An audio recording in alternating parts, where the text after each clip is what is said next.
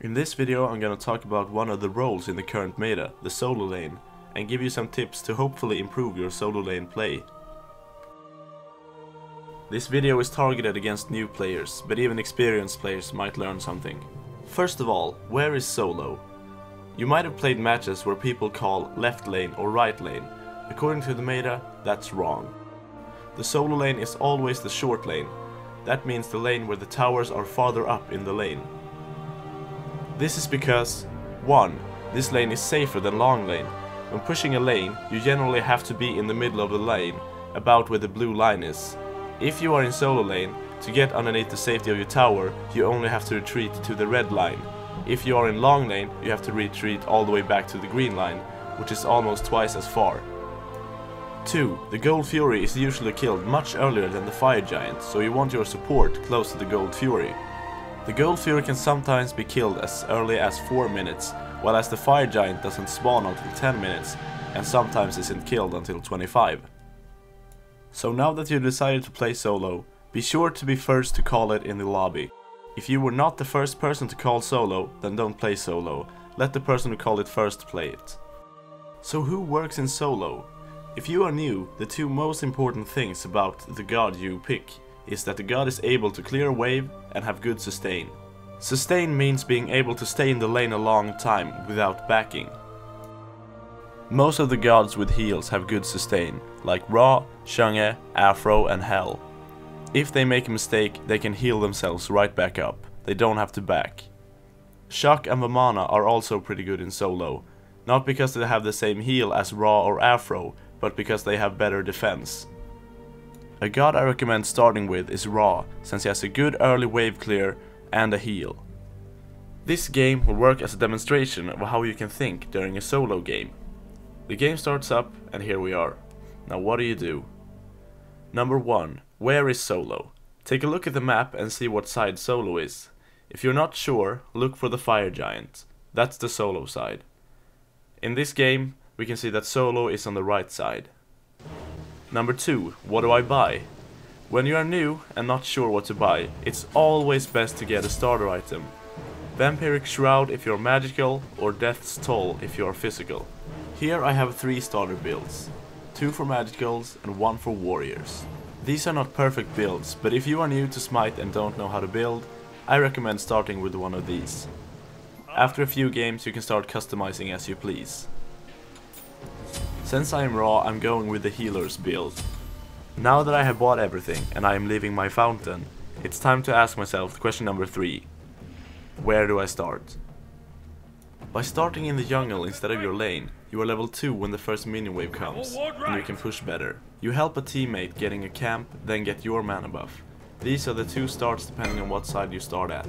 No matter what side you're on, you always take 2 camps before going to lane. This early in the game, don't focus on killing your opponent. Your focus should be killing enemy minions and trying to get your minions into the enemy tower. If you bought the healer start, try getting a ward out as soon as possible. Wards are really important because you can see incoming enemy ganks and you can see when the solo laner is rotating. These are the 2 locations you want to keep warded at all times. The first couple of minutes, the solo lane is usually a duo lane. This is because the jungler usually sticks around in solo lane until about level 3, or when he feels it's safe to go into the jungle. In the early stages of the game, you have to keep track of 4 players. Yourself, your lane opponent, your jungler and the enemy jungler. Try keeping an eye on the map to see where the junglers are.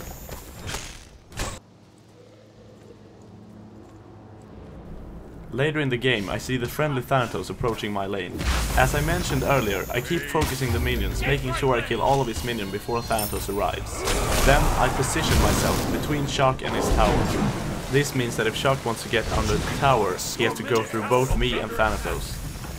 We proceed to follow the Shock as he tries to escape. When you kill your lane opponent, it's time to make a decision. Check your health and mana. If you are in fighting condition, get to your lane and farm or go for a gank. If not, get to your base. Slay an enemy, you rock. Thanks. Let me bear down upon you. I push the lane, but then the ward warns me that there's an enemy incoming. If the ward had not been there, I might have tried to attack the tower, which could have been a disaster.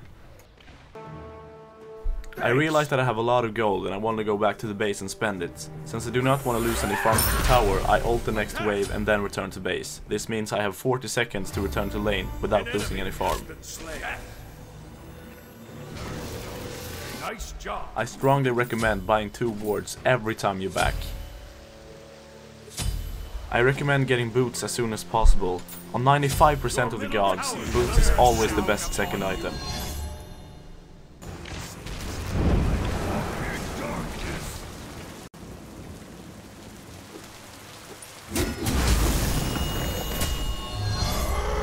Retreat!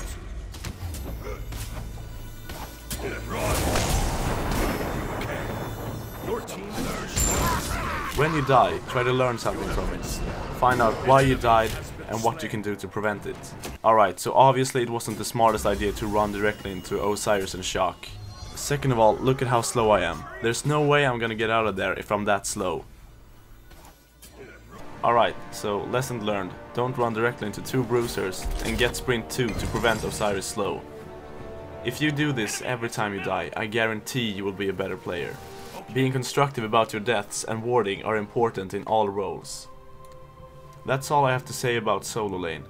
If you thought this video was helpful, please share it with other new players who might need it, and leave a like. If this video gets a lot of positive feedback, I might do tutorials on the other roles too. Have a nice day.